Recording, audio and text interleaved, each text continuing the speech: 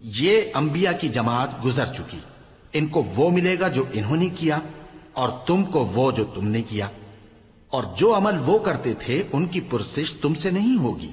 احمق لوگ کہیں گے کہ مسلمان جس قبلے پر پہلے سے چلے آتے تھے اب اس سے کیوں منہ پھیر بیٹھے؟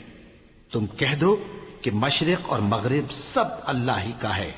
وہ جس کو چاہتا ہے سیدھے رستے پر چلاتا ہے، اور اسی طرح ہم نے تم کو امت معتدل بنایا ہے تاکہ تم لوگوں پر گواہ بنو، اور پیغمبر آخر الزمان صلی اللہ علیہ وآلہ وسلم تم پر گواہ بنے۔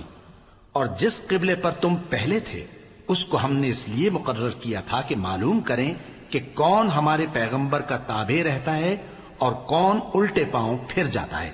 اور یہ بات یعنی تحویل قبلہ لوگوں کو گراں معلوم ہوئی، مگر جن کو اللہ نے ہدایت بخشی ہے وہ اسے گراں نہیں سمجھتے، اور اللہ ایسا نہیں کہ تمہارے ایمان کو یوں ہی ضائع کر دے۔ اللہ تو لوگوں پر بڑا مہربان ہے، صاحب رحمت ہے۔ اے پیغمبر صلی اللہ علیہ وآلہ وسلم، ہم تمہارا آسمان کی طرف منہ اٹھانا دیکھ رہے ہیں، سو ہم تم کو اسی قبلے کی طرف جس کو تم پسند کرتے ہو منہ کرنے کا حکم دیں گے، تو اپنا منہ مسجد حرام یعنی خانہ کعبہ کی طرف پھیر لو،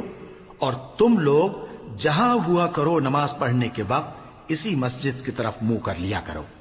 اور جن لوگوں کو کتاب دی گئی ہے وہ خوب جانتے ہیں کہ یہ نیا قبلہ ان کے پروردگار کی طرف سے حق ہے،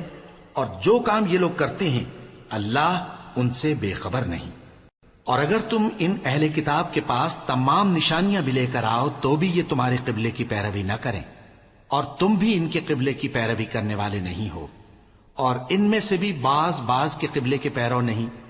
اور اگر تم باوجود اس کے کہ تمہارے پاس علم یعنی اللہ کا حکم آ چکا ہے ان کی خواہشوں کے پیچھے چلو گے تو ظالموں میں ہو جاؤ گے۔ جن لوگوں کو ہم نے کتاب دی ہے وہ ان پیغمبر آخر الزمان صلی اللہ علیہ وآلہ وسلم کو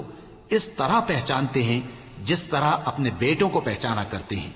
مگر ایک فریق ان میں سے سچی بات کو جان بوجھ کر چھپا رہا ہے۔